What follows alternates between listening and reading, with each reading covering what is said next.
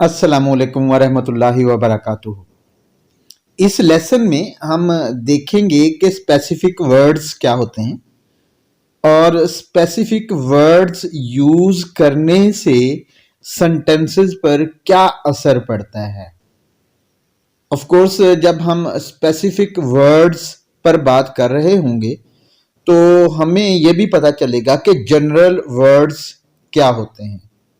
इसके अलावा हम उन 4 वेज पर बात करेंगे, उन 4 तरीकों पर बात करेंगे जो आप इस्तेमाल कर सकते हैं अपने सेंटेंसेस को जनरल से स्पेसिफिक बनाने के लिए। अब स्पेसिफिक वर्ड्स क्या होते हैं? मेरा ख्याल है अगर मैं ये चीज एग्जाम्पल्स के जरिए डिमॉन्स्ट्रेट करूं तो आपको ज्यादा बेहतर समझ आएगी। पहले ये कुछ सेंटेंसेस देखें, 3 sentences. She walked down the street. अब यहां पे जो इंपॉर्टेंट वर्ड्स हैं, जहां पे इंफॉर्मेशन है वो शी है, सब्जेक्ट ऑफ कोर्स सेंटेंस का, एंड देन वॉक्ड डाउन है, एंड देन स्ट्रीट है। अब ये जनरल किस्म के वर्ड्स हैं। She can be anyone, walk down everyone walks down, and then street can be any street. तो ये इस किस्म के वर्ड जो है वो जनरल वर्ड्स होते हैं। हम देखेंगे कि इनको स्पेसिफिक वर्ड्स में किस तरह से चेंज करते हैं। नीचे वाला सेंटेंसेस भी देखें। Animals came into the place. अब animals, which animals? Came gives no idea about the movement of the animals, or place can be any place, very general word. अगला सेंटेंस भी देखें जरा। सेंटेंस है कि the man signed the paper. अब who was this man? No idea.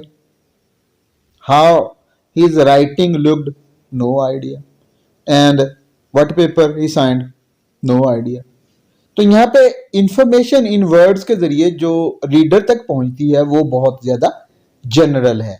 अब हम इन्हीं सेंटेंसेस को देखते हैं कि जब स्पेसिफिक वर्ड्स यूज कर लिए जाएं तो किस किस्म की इंफॉर्मेशन पहुंचती है। देखें जो है वो इन सेंटेंसेस को आपके सामने है। Ann wandered slowly along ranger streets. अब स्पेसिफाई कर दिया गया कौन है। And wandering, of course, means move about aimlessly.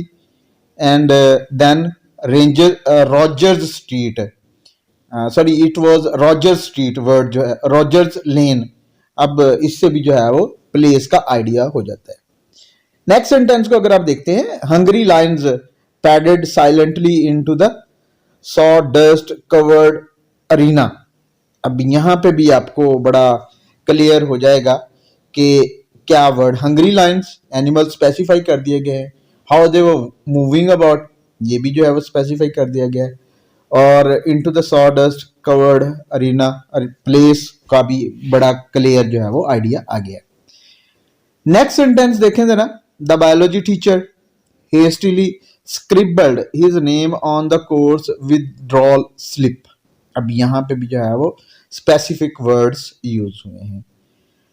तो स्टूडेंट्स, मेरा ख्याल है आप बहुत ज़्यादा क्लियर हो चुके होंगे कि जनरल वर्ड्स और स्पेसिफिक वर्ड्स में क्या फ़र्क होता है और क्या फ़र्क पड़ता है जब आप जनरल वर्ड्स की बजाय स्पेसिफिक वर्ड्स अपनी राइटिंग में यूज़ करते हैं। देख सकते हैं आप, I think it is not very difficult to understand. क्या हो जाता है कि स्पेसिफिक वर्ड एक तो चीज़ों को स्पेसिफाई कर देते हैं, then they suggest pictures in the minds of the reader। और ये एक राइटिंग का बहुत बड़ा असूल है। whenever you are writing कि your writing should show more than it tells, कि इसको बताने से ज्यादा दिखाना चाहिए। it should suggest pictures in the mind of readers। अब हम बात करते हैं उन 4 तरीकों पे जो आप इस्तेमाल कर सकते हैं अपने सेंटेंसेस को स्पेसिफिक बनाने के लिए। पहला जो तरीका है जो इस्तेमाल होता है वो ये है कि आप एग्जैक्ट नेम्स यूज करें। अगेन एक एग्जांपल से वाजे करते हैं कि ये एग्जांपल आप जो है वो देखें कि जब हम इस तरह से लिखते हैं, ही सोल्ड हिज कैंपर तो ये बड़ा जनरल किस्म का वे है बात करने का। लेकिन अगर हम जो है वो नाम इस्तेमाल कर लें, नीचे वाले सेंटेंस को अगर आप जो है वो देखते हैं कि who sold has been mentioned and what does he sell has been mentioned as well. तो ये फर्स्ट रूल होता है जो आप इस्तेमाल कर सकते हैं अपने सेंटेंसेस को स्पेसिफिक बनाने के लिए कि क्या करें, आप एग्जैक्ट नेम यूज कर दें। देन सेकंड मेथड जो आप यूज कर सकते हैं वो है कि आप लिवली वर्ब्स यूज करें, यानी वर्ब्स को इस तरह से यूज करें कि रीडर के माइंड में वो एग्जैक्ट वर्ब में जो मूवमेंट या जो भी फीलिंग इन्वॉल्व है उसकी एक पिक्चर बने। पहले सेंटेंस में देखें जिसमें जनरल वर्ब यूज किया गया है, the flag moved in the breeze. अब मूव्ड जनरल वर्ब है, it does not give any idea what sort of movement was involved. लेकिन आप जब नीचे वाले सेंटेंस को देखते हैं, जब वर्ब मूव्ड को फ्लटर्ड में चेंज कर दिया गया, now fluttering suggest a picture in the mind of the reader. तो दूसरा मेथड, दूसरा तरीका जो इस्तेमाल कर सकते हैं आप अपने सेंटेंस को जनरल से स्पेसिफिक बनाने में, वो ये है कि आप ऐसे वर्ब्स यूज करें जो आपके रीडर के माइंड में कोई आइडिया सजेस्ट करे, कोई पिक्चर सजेस्ट करे। देन आप नेक्स्ट क्या कर सकते हैं, तीसरा तरीका, तीसरा मेथड जो आप यूज कर सकते हैं कि आप डिस्क्रिप्टिव वर्ड्स यूज करें नाउन से पहले। और नाउन्स को ऑफ कोर्स जो वर्ड्स डिस्क्राइब करते हैं उनको हम एडजेक्टिव्स बोलते हैं। अब जरा ये देखें, एग्जाम्पल देखने से मेरा ख्याल है आइडिया आपको ज्यादा क्लियर होगा। पहला सेंटेंस जो स्पेसिफिक नहीं है, जनरल है, a man strained to lift the crate. अब man, what was the condition of man, अगर आप जो है वो नीचे वाले सेंटेंस को देखते हैं तो मैन, हैवी सेट, परस्पायरिंग मैन, ठीक है।